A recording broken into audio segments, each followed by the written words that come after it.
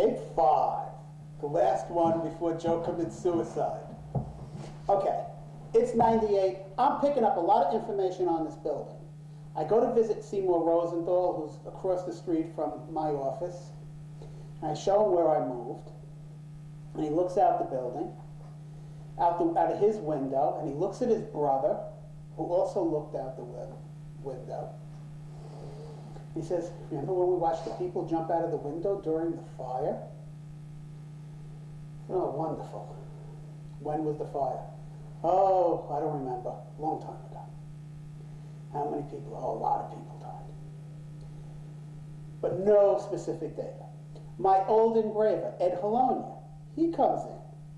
Oh, this building had a big fire. Now I'm getting more and more people telling me about the fire.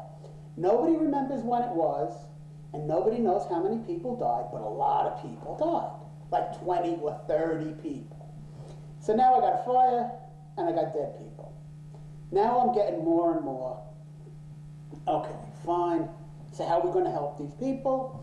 I start to do research.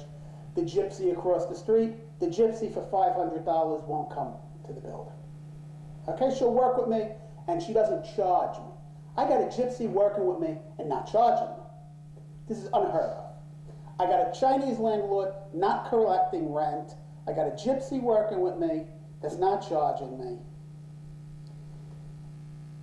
And I got a girl calling up, hanging up 5-10 times a day. Okay, fine, life is good. So, now Betty, I get up in the middle of the night. Joe, I get up out of bed, and my wife doesn't know anything's going on.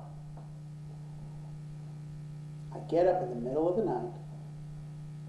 No, excuse me, my wife probably knew something was going on. My wife and I had gone out to dinner. And I mentioned that Alex came by, the Russian engineer that used to work for me. So she asked me how Alex was doing, and she had me heard from Mandy, the girl who used to work for me at the other place, at the other building before Ingrid. And then she says, and how have you heard from Ingrid?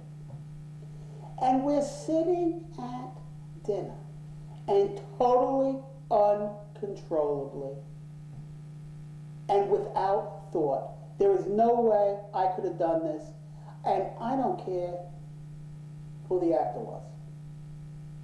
One tear came rolling out of my eye. It was really fucking weird. Now, I guess my wife, and I said, Helen, I don't know what's wrong. I don't understand how somebody who has done so much has never even said hello. I feel terrible. I don't know what I did. Okay, so back to dinner. But I think that sort of ruined my wife's dinner. And I think my wife probably being a lot smarter than me. Anyway, it's the middle of the night. And I wake up. Joe, I'm holding a fly box in my hand. And the fly box says, Ingrid Karen Staus, please marry me, Frank McNamara. Joe, there's no fly box. I'm wide awake. I'm sweating. It's a cold sweat. The room is pitch black. What? Okay. Now, you know. In the real world, you're awake, this isn't a dream? I'm awake. I'm standing in my bedroom sweating. What do you mean there's no fly box? My hand is empty. I woke up seeing this fly box. And I'm standing there looking at my empty hand and saying, you? Fine. Now, I can't make sense of it. Fine. So 2 or 3 days will go by. And I walk, and Betty would periodically ask me, how's Ingrid? Have you heard from Ingrid? Have you heard from Ingrid? Have you heard from Ingrid? And this is going on, and it's no, no, no, no. Anyway, Betty and I are sitting in the front office having coffee. And I looked up, and I said, oh, shit. One of my ads was an ad. There's a box that said Helen, and then there's some of the alphabet initials. And I looked, I said, oh, shit. And I ran into the other room, and I grabbed an empty box, and I wrote on it, Ingrid Karen Staus, please marry me, Frank McNamara, with a pencil, like I told you the engravers do. And I grabbed the diamond engagement ring out of the showcase. And I walked into the other room, and I pointed to and this is the poster hanging on my walls, the size of those two windows. It's probably 5 by 5. Okay, it's way up on the wall. And I held this in front of Betty, the box and the engagement ring in a box. And I said, what do you think of this? And Betty looked at it, and now Betty knows. And Betty starts to cry. And Betty says, that's so romantic. Do you know how many people would want that? Oh, fuck. So now I come up with an ad, which is send a message. Ingrid wants me to propose to her on page 3 of the Wall Street Journal. So what do? I call the Wall Street Journal. I said, let me ask you a question. I want to ask a young lady to marry me. And here's the ad I want to run. Would you run it? They said, yes. I said, now you have to understand. I'm going to need page 3 available to me at a moment's notice all the time. I'm going to need it. Because if anybody else on Wall Street or any place else in the world wants to propose to their girlfriends the same way, I'll pay for the ad as long as they buy a 5-carat diamond. And the Wall Street Journal is like, at $8,000 a pop, Frank, you got the spot anytime you want. We will make page 3 the love section. We don't care. Okay, now I got a problem. You think my wife's going to find out? And I also have the other problem is, well, no, I got to get this is going on too long behind the scenes. I'm in love with Ingrid for 2.5 years, for 3 years that this is going on. And Helen doesn't know until that tear comes out of my eye. Boom. Time to level with the girl. Now, I've never done anything wrong. So how do you tell your wife there might be someone else? I showed her, I made a mock-up of the ad.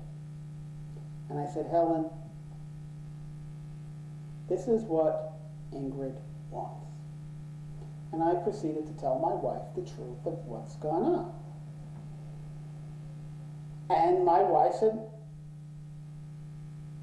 Ingrid's in love with you. I said, I don't know. I said, Helen, I don't know what's going on.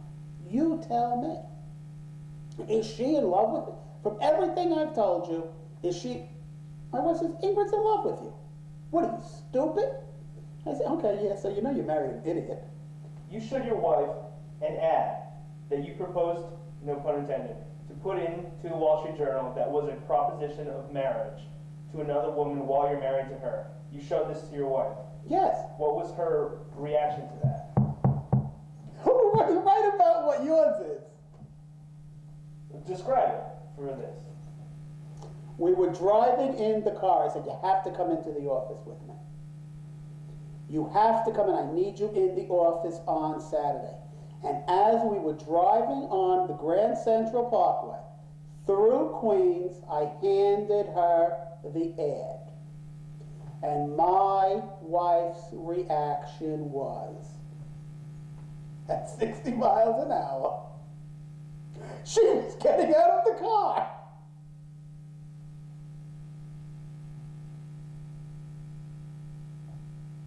Oh yeah, this was, oh yes. At 60 miles an hour, that door was open, my hand was on grabbing her the neck. She cried. Oh yeah. Oh yeah. It's probably a pretty easy part for you to get a woman to play. So I assume, obviously, you pulled over. No, if I had pulled over, she would have definitely got it. I drove straight to Manhattan. I said, look, I'm telling you right now. I'm sorry if I'm lost in the details. How did the door close again? She closed it? Yeah, I wasn't stopping the car, and I wasn't letting her out. Okay. So at 60 miles an hour, we drove nonstop. She calmed down by the time we got through the Midtown Tunnel. And we came to the office. I parked on the street right in front of the building. I said, look. And she came upstairs, she calmed down. I said, look, we got to get this. Here's where Ingrid lives.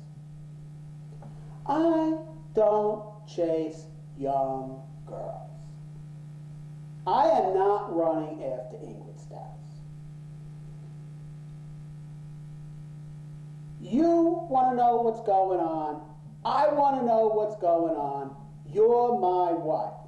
Take the car, go up there, get her, and bring her down here, and the three of us will settle this like adults. I mean, what do you want me to tell you? I love my wife. I love Ingrid.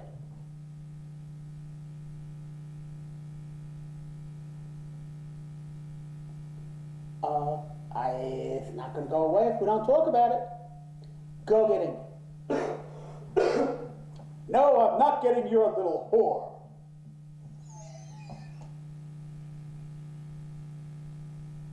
Okay. It was worth a shot. Anyway, so now my night wife knows what's going on. Fine. So it wasn't terrible because I'm playing it straight. I don't know what's going on. This girl won't talk to me. This girl has the keys to my jewelry store. You're not allowed to keep my fucking keys. If you love me, be an adult and say you love me. If you hate me, tell me to shove the keys up your ass. Helen, what do you want me to tell you? What do you want me to tell you? I'm in a fucking haunted store. I got ghosts all over the place.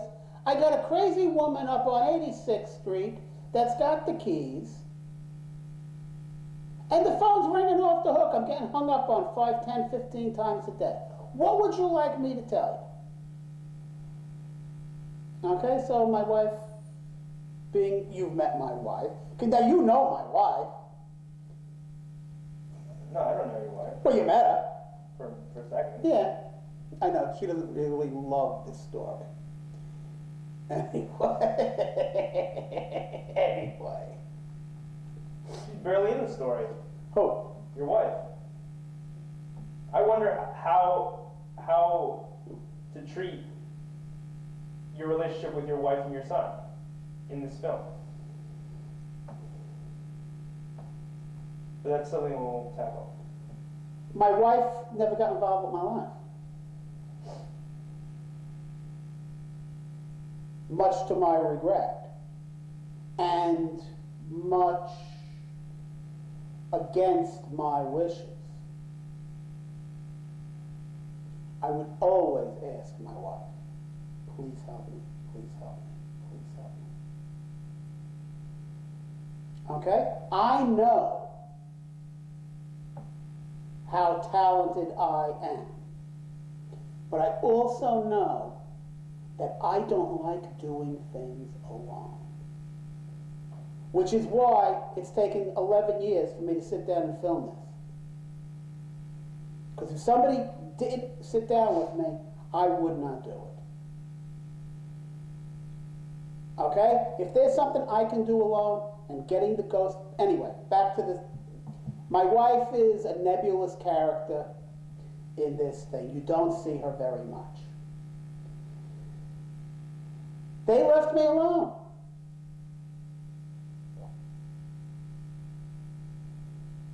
Yeah. No, it's not nice. At home, we had a good relationship. But no, it's not exactly like they spend a lot of time with me. Anyway, we got a clock. So where was it when you interrupted me? So now, okay, my wife doesn't jump out, but my wife won't get Ingrid. Fine. Now, how do I get to Ingrid without having... Okay, now I'm trying to understand what the fuck, because Ingrid's bothering the hell out of me. And I don't understand why. I don't know what's going on. Okay? But we go a couple of months more, and it's probably not until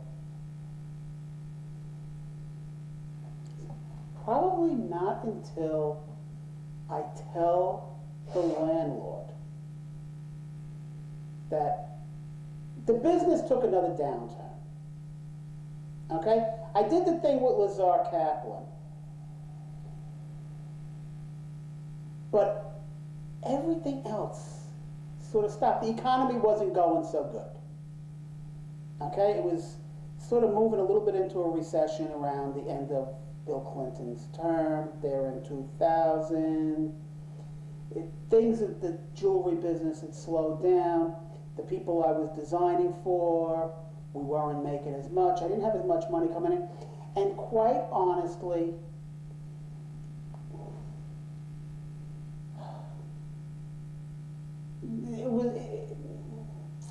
it had gotten to the point where I just didn't want to work alone anymore.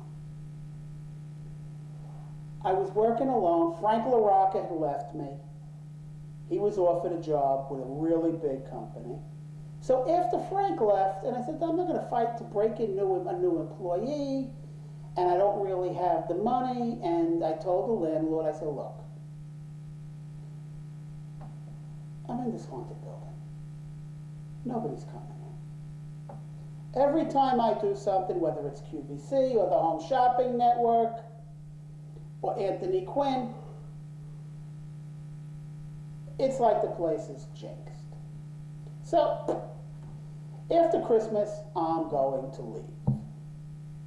Okay. So she says, you know, that's okay. Stay through Christmas. Kauai, the Chinese lady, stay through Christmas, and then you'll decide after the holidays. Okay. So I had hired a publicist. This lady tried to drum up some business. She was looking to start her own publicity business, and somebody had recommended her to me, and she came in. She liked the operation. And she couldn't believe what would go on in the store. Okay. So we got to know each other. She came in, and so now things started to happen. I'm trying to figure out what's going on with Ingrid. It's probably around November. Okay, because now I'm getting desperate. Now, maybe if Ingrid will come back in, we can salvage this business and move forward, okay? But Ingrid's not coming back in. Now, a funny thing happened, which wasn't so funny. It was probably in May of '99. I came into the city on a Saturday. I never worked on Saturday. I came in on a Saturday, and when I came into the office, the man on the third floor was in the office. because the third floor was unlocked. Okay? So I went to the fourth floor, I gripped 2 fishing rods, I left my office, locked the fourth floor, and left the building. I left the front doors unlocked because I knew he was in the building. Okay? When I came in on Monday morning, the front doors were still unlocked. My fourth floor was locked. His third floor was locked, but the front door was unlocked. And he had a fax machine, and I needed to send a fax. So when I went down, I said to him, you know, who locked up on Saturday? Because I know you were here Saturday because I came in for a couple of minutes. And when I left, your third floor was still open. But when I came in this morning, the front door was open. Nobody bothered him. And he says, no, I locked up on Saturday, but when I left, the fourth floor was unlocked. Funny thing is, when I walked in to my little vestibule lobby area, I could smell Cartier perfume. Did Ingrid come in to see what the place looked like while I was not there? I called the landlord. Both the building manager and the handyman were off. No one else had access to all my keys. Who opened the fourth floor when the Japanese guy was closing up? Who was upstairs while he was locking up?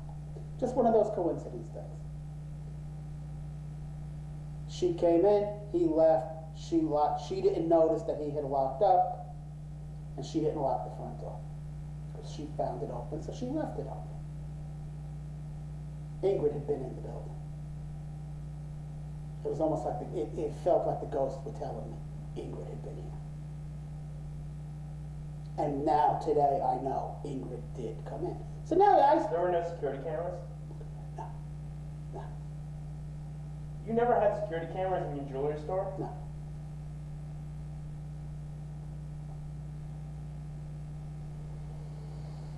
Why? What if you were robbed? Not by Ingrid or anything, just anything, or if anything happened. I never worried about being robbed. I couldn't even get a fucking even the burglars and the thieves wouldn't come into this building. Do you know, in the entire time I was there, I didn't kill a fly or a roach or a spider? And there was a restaurant next door. Why? Why didn't you kill any insects out of curiosity? There were none. In New York City, you've got a restaurant next door, and we didn't have cucarachas. Okay? Don't tell me this place wasn't haunted. Even the bugs didn't come in, and neither did the burglars or the thieves. Okay? Fine. Now, I gotta get to Ingrid. I have to get to Ingrid. So I don't know if I sent a fax or an email to Pamela Henry. What was it? I believe it was an email. Mm-hmm. I sent an email because I didn't want to send it to Ingrid. I didn't know if Ariel had access to her email. It says, I informed Ingrid via Pamela Henry. Yep. I've spoken to Helen. You don't specify email or fax. It was probably an email that I sent to Pamela Henry telling her that I had told Helen that there was something going on between Ingrid and I. And did Ingrid want me to send a message? And if you don't want me to send the message, you better tell me now. Because then I was going to run the ad in the Wall Street Journal. Now, you would think that Ingrid would send me an email, okay? Yelling at me, or pick up the phone, calling me or something. Yeah, I got an email from Pamela Henry. Ingrid told Pamela what to write. Joe, somebody's so watching you that you can't even compose a response to somebody's question on your own computer. You've got to do it on the sly, over the telephone, to a second person who's then got to send it to me. There's something wrong here. There's something fucking wrong. Now I start putting the pressure on Ingrid. Okay? I want the keys. I'm sending her express mail, certified registered mail. Bing, bing, bing. I pick up the phone and I call the NYPD and I speak to a detective. And I said, look, this young girl, I forget the detective's name. Is it in there? It's probably in there. I forget the detective's name, I'll get it for you if it's not in there. And I speak to the detective and I say, look, this young girl has my keys. I am not a stalker. Thomas. Okay, Detective Thomas. I'm not a stalker. I'm not going to her apartment. I want my keys. Can you please ask her for them? Or escort me there so I don't get into a confrontation. And he says to me, he calls me back. He speaks to me. And the captain says, we're not a collection agency. We can't do this for you. Everybody having us running all over New York City, collecting what other people owe them. I gotta go. Seriously. Okay, so I'm putting pressure on Ingrid. I'm not getting any response. Now I'm getting the stuff sent back to me. I hate you, leave me alone. I hate you, leave me alone. That's what she's writing on the front, and it's getting sent back. Okay, you can't respond to my letters. You can't respond via Pamela Henry. All of a sudden, I get a call from Detective Thomas. Ingrid Staus called me and wanted to have you arrested for harassment. So I went over to her apartment and I asked her, are you the same Ingrid Staus that worked for Frank McNamara in the jewelry store on 5th Avenue? And she said, yes. And he said, you know, he called me asking me if I would come over here so that he could get the property that belongs to him from you. Now, what are the odds of us getting the same detective? At which point, we made a mutual agreement. He says, look, you don't call Ingrid, and Ingrid won't bother you. But you got to admit, that's a pretty heavy-duty coincidence that the same detective gets called in on both things and knows both sides of the story. At which point, Ingrid is thwarted in her effort to break my balls. And I don't know why she's doing it, except it's Ariel probably giving her grief. Because now she's living back with Ariel. Because the father told me she's living back with Ariel after they gave up their apartment. Then I figure it out. Why is Ingrid bothering me so much? Ingrid's in an abusive relationship. Have you confirmed that? No, other women have. What, friends of hers? No. Other women who started to think about writing this script. And as soon as they realized you didn't pick up on it, but women have, women that I've discussed this script with, are ready to do the screenplay. And then all of a sudden they start to read the details about Ingrid and they head for the hills because they were also in abusive relationships. Now, on December 18th, I write a letter to Ingrid's father. And the letter takes me I start on the 16th, and the letter probably takes me a day or two to compose. You start on the 18th. No, I shipped it on the 18th. What does the letter say? You write here that it totally The wraps around. letter starts with,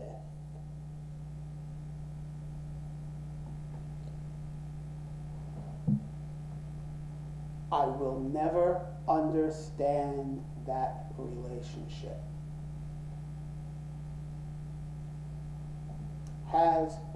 In quotes, has haunted me since June 28, 1999.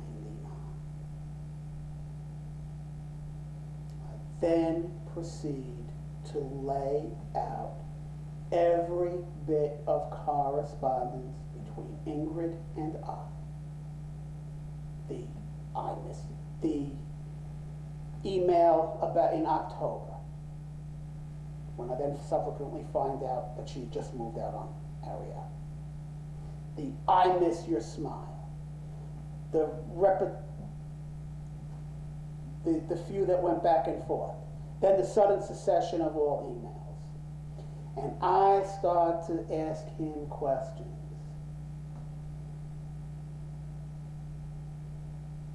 Did this happen?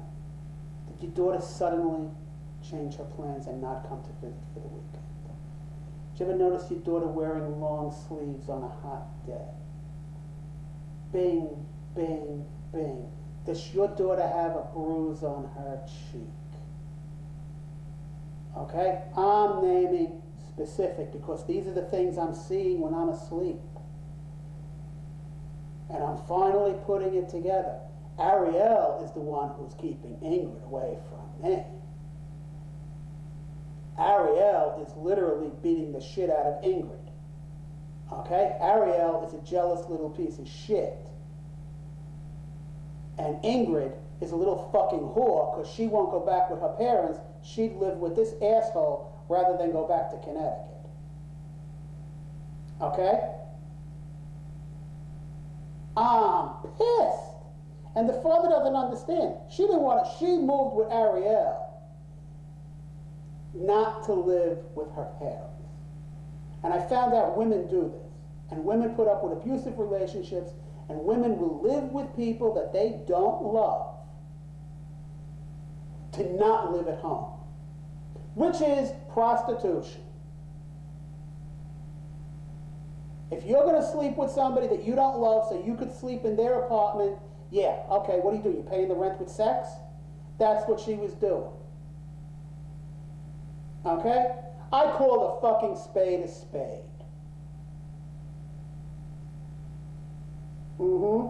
Nice? Ingrid wants to be with me.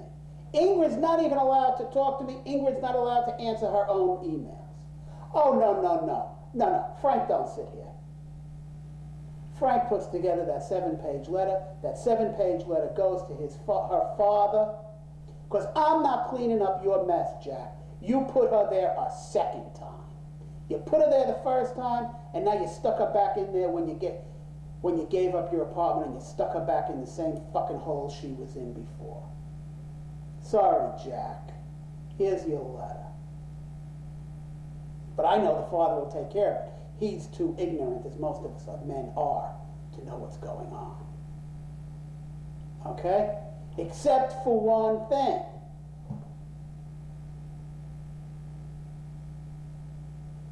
This whole thing is being observed by the ghosts. Don't forget, every move I make, every piece of jewelry I design, I'm being watched. And Frank is fucking straight. Frank's not running after this little bitch. Frank figured out her problem. And you know what Frank's doing? Frank's sending the information to her father so her father can handle the situation because it's his responsibility. And you want to know something? That's what I was doing. You had Bill Clinton in the White House boinking Monica Lewinsky. You had Rudy Giuliani screwing around with his press secretary. Okay? You had Jesse Jackson popping out love children wherever the fuck he lives. This is what's going on in 1999. You know the difference between them and Frank McNamara? I'm on Fifth Avenue and they're not. We have a higher standard. This is not fun and games. We have a total reputation to maintain above reproach. When you come to me, it's the ultimate in discretion and quality and honor. Otherwise, get the fuck out. I don't need your business. I mail the letter. I go to the post office on 34th Street because they're the only people open on Saturday afternoon. December 18th is a Saturday afternoon. And I come back, and there were 3 golf balls sitting on the floor. You know the way you put down 3 golf balls. They always form a triangle. 1 golf ball had rolled over and uphill. You watched this happen? No. I did not watch this happen. You know how you left them? And I know precisely how I left them because I'm an anal asshole. Nobody touched anything in my store. That's where the 3 golf balls were. So 1 golf ball, now what does it say to me? To me, personally, it says there are 3 people in this situation. Ingrid, Ariel, and I. And one of them just got knocked out of the situation. Who? You? I don't know. If it's me, well, what could I do about it? If it's not me, then it's Ariel. Or Ingrid could have left both of us. She's living with Ariel in Chicago. No. No? No. They divorced? Never got married. No. I broke that relationship up. Anyway, she's living with Gregory, who she just happened to ask me while we were together, Frank, why did you name your son Gregory when you were Francis James McNamara III? Why isn't he Francis James McNamara IV? And I told her, and this you'll get into the movie, because Helen would not bring another Francis into the world. Helen does not believe that anybody should be named Frank. They're all idiots. So we named Gregory Gregory because all Gregorys that I've ever known are calm and considerate and very conscientious. So we agreed on Gregory. Okay? And that's a direct quote between Ingrid and I. She just happened to marry a Gregory. Just happened. Anyway. So, a golf ball rolls. Now I come in on Monday morning, and what do a friend of mine comes to the office, Ronnie Costenbell. And Ronnie goes to putt the golf ball. Don't touch the golf balls. One of them moved. What do you mean, one of them? I said, Ronnie, you know the building's haunted? One of the golf balls moved. Oh, Frank, what'd you do? I said, well, I did something good for somebody else with absolutely no regard for myself. And Ronnie Castenbaum says, oh, you made a mitzvah and God sent you a sign. I said, okay, so in Jewish it's a mitzvah, whatever. Right, one of the golf balls moved. They'll leave them alone. Fine. Okay. Now I figure I got a signal from the ghosts. Somebody's out of the situation. Comes December 24th, which is a Saturday morning, I walk in and I get a certified registered letter from the post office. From an attorney in Boston. Somebody, I have no idea who this person is.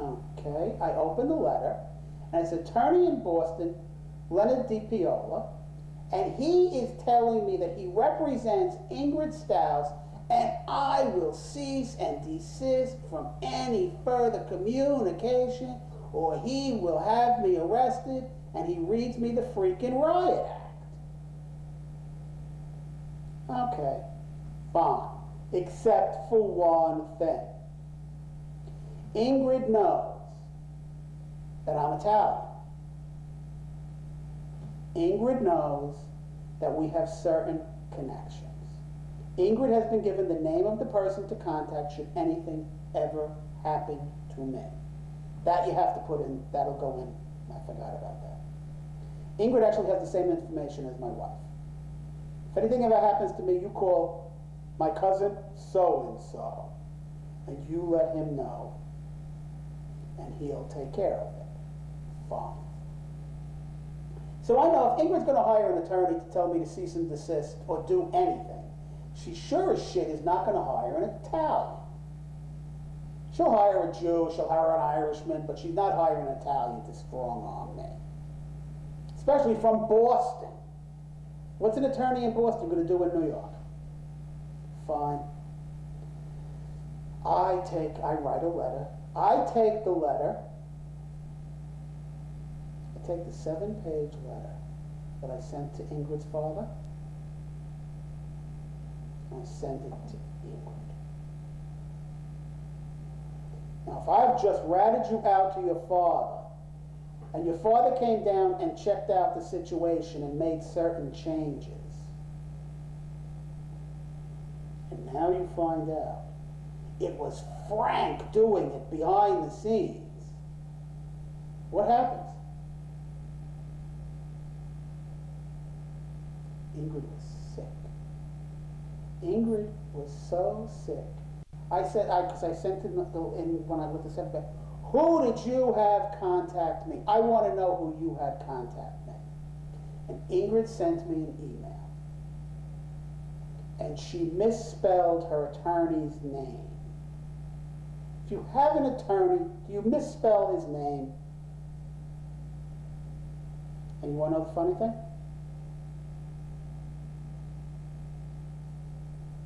I spontaneously vomited right into the waste paper basket. I told you, the last time I vomited was December of '99. Now you know when it was and why it was.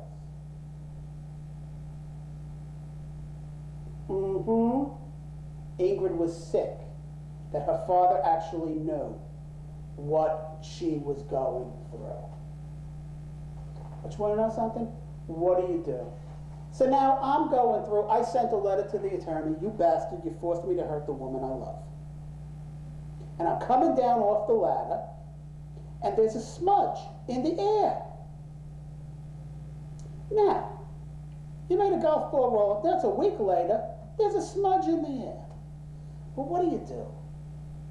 In the old days, I would have fled. No, I now stand there and I talk to the smudge. And I explain, look, I'm trying to do everything I can to help you. We will get you out of here. Okay, don't worry about it. I'll get you out of here. Fine, so now December ends, okay? A couple more things go back and forth between the attorney and I. That's not important right now. Okay, so now I tell the landlord I'm leaving. So they said, we have to evict you. I said, nah, I'll just leave. They said, stay, we'll evict you. It's the only way we can legally break the lease. And then you go, don't worry about it. It's February, it's January, don't worry about it. So they call me up, they call my attorney, and I'm still trying to get money so I can stay. But really, there's not a whole lot to stay for, unless I can come up with some big money. And they give me the eviction date. And then I get a call from my attorney. I think the eviction date was February 14th, okay?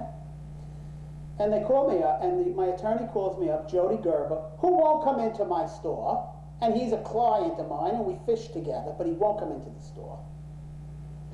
And he says, Frank, you know, I know there's something off with that building. But this is the first time anybody's ever called me to say that they were postponing an eviction. The eviction has been postponed. You're going to be evicted on February 22nd. Okay, fine. It's February 17th. I'm sitting in the office yelling at the ghosts. If you don't give me a way to get you out of here, you're going to be stuck here for all eternity. And I'm screaming at them. And I hear a little voice in my head say, parapsychology. So I go on Yahoo and I type in parapsychology. And a website comes up. Not a website, but the page. And I see the Parapsychology Institute of America. So I click on it. And it's like 7:30 at night. Okay, I'm still in the office. And I can feel the ghosts going back and forth behind me. Okay, fine. There's a lot of activity going on. And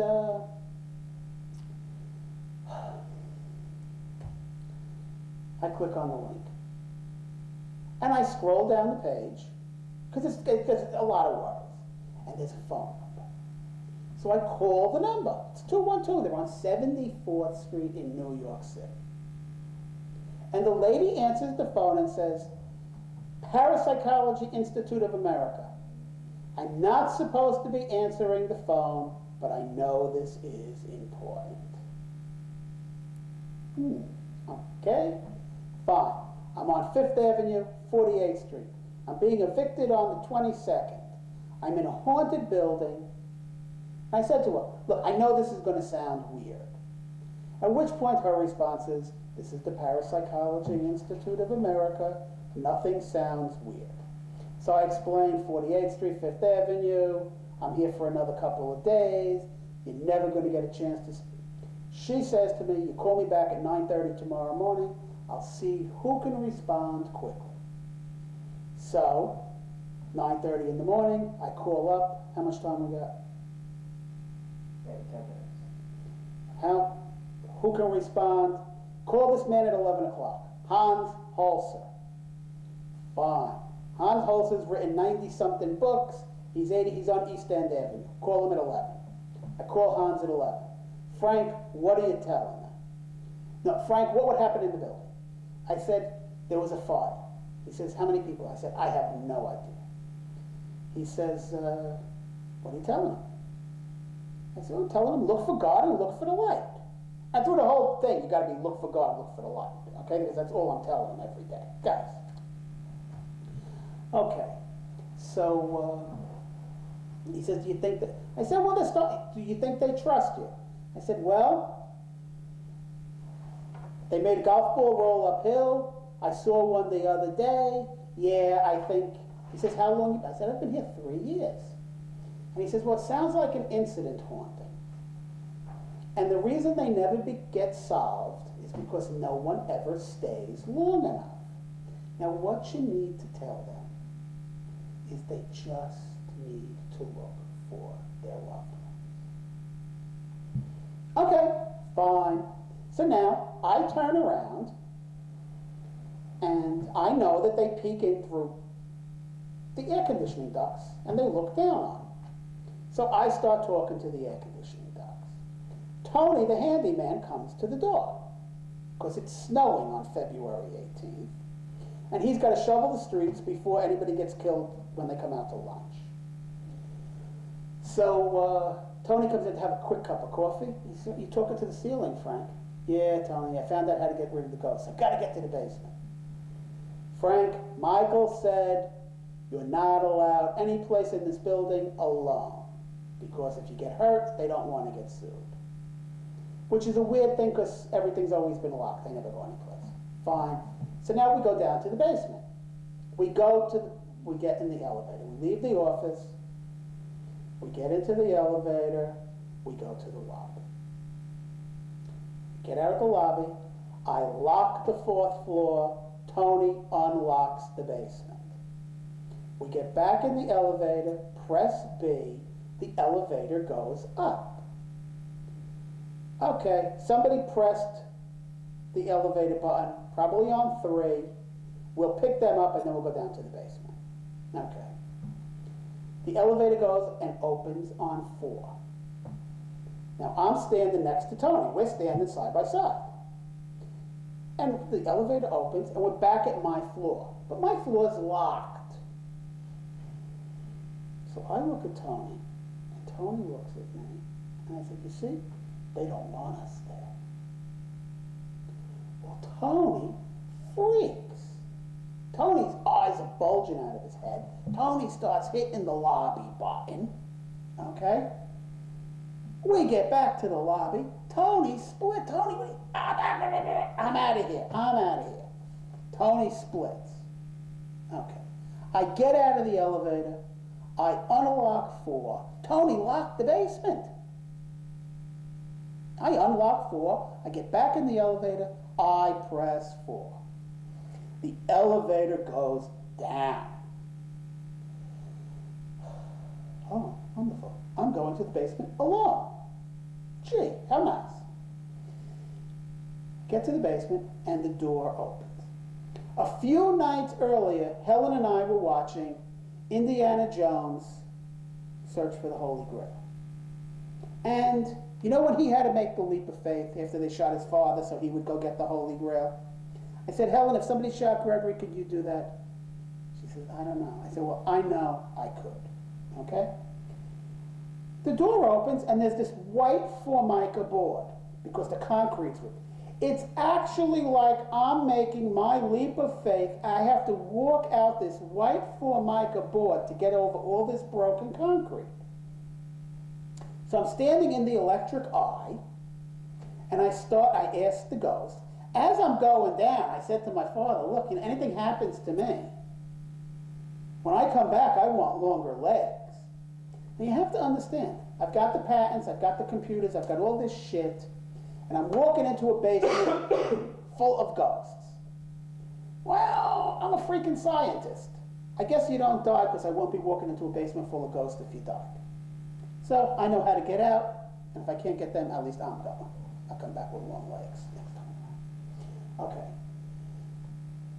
Maybe halfway down the basement, I see this puff of smoke, just like a G-clef, just a G-clef of smoke. And the basement is lit by 2 pigtailed fish tank bulbs. They're just hanging there. Basement's 20 by 100. It's dark. It's just concrete. Okay. So I walk into the basement. And I proceed to speak to the ghosts. And I start to tell them how they have to look for their loved ones. And just almost imperceptibly at first, it's like I start to cry, and it's like, oh, did the lights get a little bit brighter? And 1 and 2, and I'm crying, and the lights are getting, the air is getting clearer and clearer, and I know the ghosts are going. And I even looked up, I said, I'm doing pretty good. And I could see my shadow. Here I am preaching, and my hand is up. And I'm preaching to these ghosts, and they're listening to me, and they're leaving. What are you saying? I'm saying, look for your loved ones.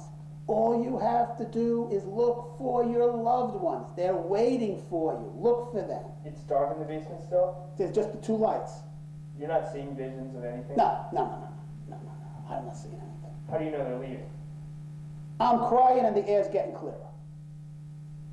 I'm not seeing anything. I don't need to see anything. I know. Okay. Bing, they're going. I'm crying. Let me tell you, I'm crying. Okay. All of a sudden they stop. But I know there's one right over there. So I sort of walk over with my hand out. I said, look, if you need to take my hand to trust me, take my hand. And I am holding in my hand pure energy. It's just electric in my hand. And then, well, I thought I was crying. Now I'm crying. Fine. And there's another one over there. And I give this one my hand, and he shoot right out of my arm. What about the ghost of Patrick? Now, there's one more ghost. I know I can feel one more ghost. So 11 have left. I don't know. Whoa, relax. But, okay. Relax, kid. Let me finish my story. I turn, and in the deepest, darkest corner of the basement, I walk over and down at the bottom, right down there, in the deepest, darkest, I know he's huddled down there. I offer him my hand, and I offer him my hand, and I offer him my hand. And then I said, look, if the only way you can trust me is to come into me, then come into me. At which point, Patrick comes into me. And for probably 10 or 15 seconds, I know his every thought and his greatest pain. And he leaves. Okay? Now the basement's empty. I go back up. Describe the feeling of being inhabited by a spirit. Complete and total knowledge. Physically. Anything. Mental. No. No. Complete and total knowledge of the emotions of another human being. This is where you were able to learn about his daughter. Yes. When I emerged from that basement, I knew I had learned a lot.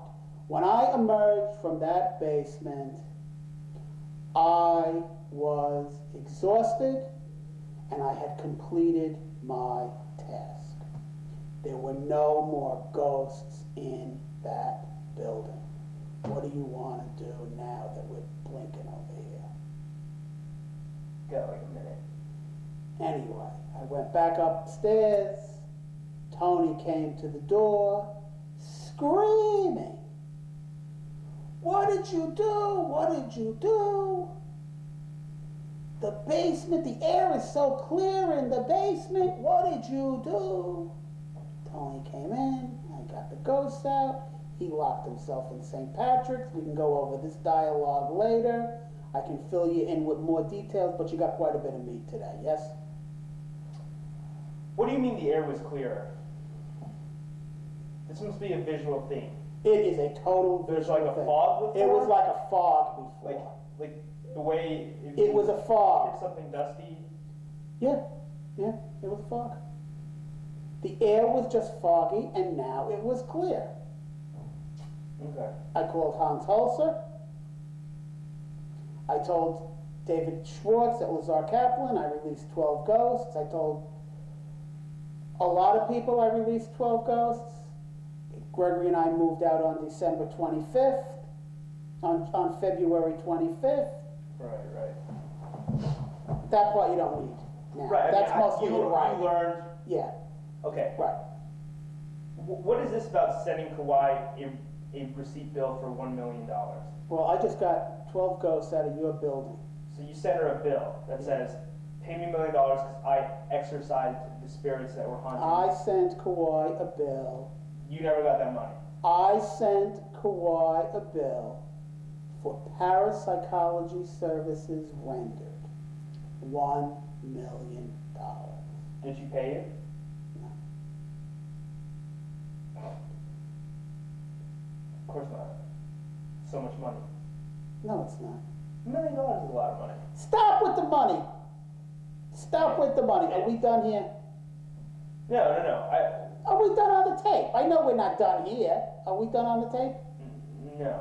Are we gonna milk this to the last fucking second? Why not? Okay, go ahead. Did you ever speak to Kawhi after sending the bill? I've never spoken to Ingrid. I've never spoken to Kawhi. I've never seen either. What about the No. landlord? That's Kawhi. No, Michael. Michael's the building manager. What's yours? Michael was there the day we moved out. I've never spoken to Michael after that either. But you told Michael about the release. Oh, yeah, we'll go into that. Yeah. Did you tell him that you released the ghost? Oh, yeah, Michael knew I got the ghost out. So, for all practical purposes, today, in present day, you don't think that there are. You may not know. Who knows? I know there are no ghosts there, and I know that the first floor is now occupied, and the second floor is now occupied, and the third floor is occupied, and the fourth floor and the fifth floor sit vacant with all my furniture still there. Coincidence that the empty spaces are occupied and the occupied spaces are empty? Mm-hmm. Let's see. She's getting in $2 million from the spots that were empty, and she's getting in nothing from the spots where she wasn't getting anything anyway. She's $2 million a year ahead? Mm-hmm. I'll fill you in on what happened after February 29th while we're driving back. Okay. Okay, because you're blinking over here.